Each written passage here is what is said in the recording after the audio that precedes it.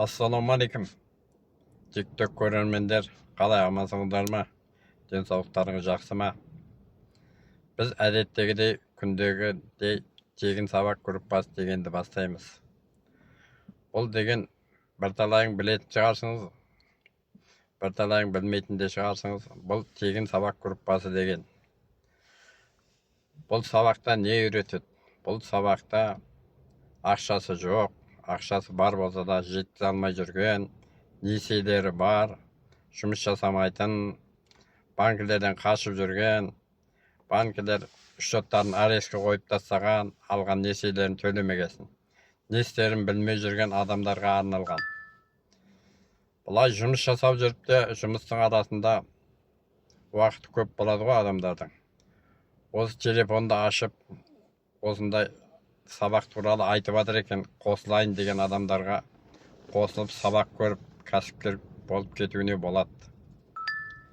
Қазір жастарымыздың барлығы ауылда жүр ғой, бостан-бос жұмыс жасамайды.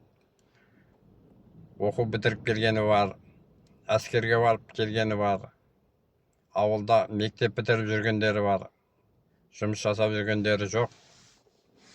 Әлі күнге дейін жасы 30-ға келсе де әке-шешесінің қолында жүрген қыз-жігіттеріміз әлі күнге дейін бар. Елшілікпіз ғой. Енді барлығы емес те сондай адамдар бар. Соларға үйде қараптан қарап жатпасын деп онлайн сабақ ашып қойған біздің ұстазымыз Айгүл ханым деген. Соны біздерге халыққа айт, жарнамала, мүмкін біреу болмаса біреу түсінер.